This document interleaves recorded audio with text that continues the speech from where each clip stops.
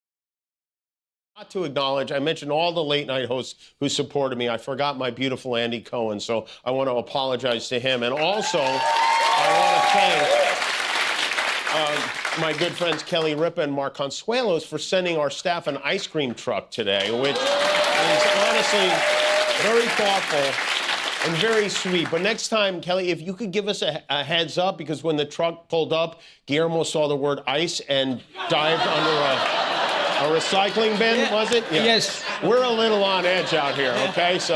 But thank you. And I also want to thank the more than 400 entertainers, actors, writers, directors, producers who all signed a letter from the ACLU in support of our show. There are so many names here. I do want to...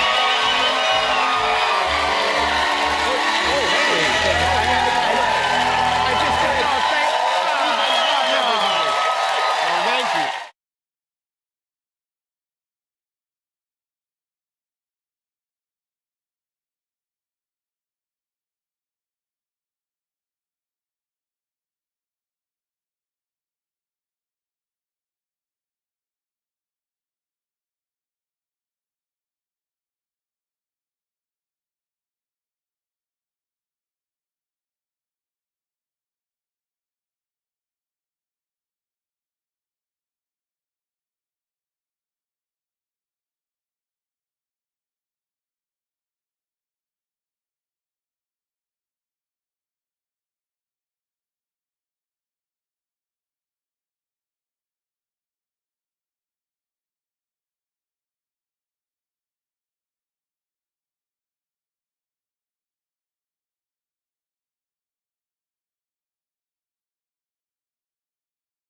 Right under Tom Hanks. Oh. Yeah, see? Oh, there it is, right there, yeah. Ethan.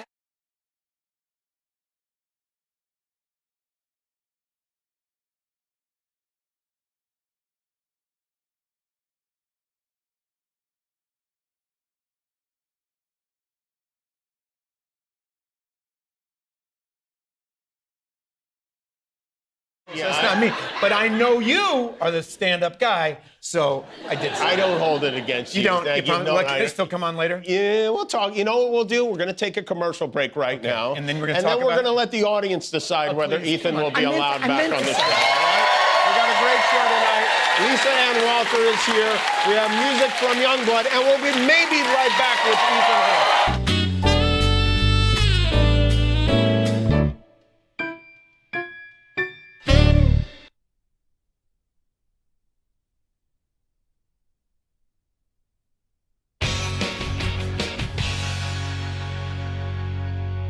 We're going to dive straight in with our main story tonight concerning the fact that on Wednesday, this happened. Overnight, ABC pulling late-night talk show host Jimmy Kimmel off the air, hours after a threat from the head of the Federal Communications Commission. Brendan Carr called for Kimmel's suspension over comments earlier this week on Jimmy Kimmel Live about conservative influencer Charlie Kirk's death. ABC pulling the plug, a spokesperson for the network saying Jimmy Kimmel Live will be preempted indefinitely. President Trump weighing in, calling the decision great news for America. Yeah, ABC pulled Jimmy Kimmel's show indefinitely, and the president apparently thinks it's great news for America, which is just a weird response to have. Not, to be fair, the weirdest response he had to anything this week, given that he described his dinner with the royals by saying he ate, and I quote, whatever the hell they served us. But still pretty fucking weird. And look, Kimmel is now one of many who face consequences for comments in the wake of Charlie Kirk's murder 11 days ago, with workers being fired or placed on leave over posts about him. And very quickly, I was honestly inclined to wait to engage with the back and forth over who Charlie Kirk was and what his legacy will be, at least in part because we're taping this on Saturday. His funeral hasn't even taken place yet. What I will say is, a person getting shot is tragic, and a person getting shot for their ideas is horrifying. That is true no matter what those ideas are. And I also recognise that for many, especially those who were the targets of some of Kirk's ideas, it has been hard to stay quiet as they see flags lowered to half-staff and hear claims that he debated things the right way. But setting all of that aside, it does seem like some are now willing to weaponise Kirk's death to do things they've been wanting to do for years, whether it's going after liberal groups, trans people, or their remaining critics in the media, and under some shamelessly flimsy pretext, all of which brings us back to Jimmy Kimmel. Because, look, it is not news that the administration's been wanting to get rid of shows like his. In fact, it's such an open secret that last Sunday, when we won an Emmy for writing, one of our writers opened his thank you speech with a line that was followed by a camera cutaway that now feels pretty prescient. Thank you so much. We share this category. We are honored to share it with all writers of late-night political comedy while that is still a type of show that's allowed to exist. Yeah. Yes. Yeah, that is pretty eerie. Now, obviously, our writer Daniel did not know the future. On some level, that is just a coincidence, like when a young Shirley Temple accepted an Oscar in 1935 by saying, "Thank you very much for this." On January 28th, 1986, the Spaceship Challenger will suffer a catastrophic failure, killing 7 people. You know, kind of spooky stuff. But it's not just a coincidence, because everyone knew the administration had it in for Kimmel. Even Daniel knew that. And to be honest, he doesn't know a ton of stuff.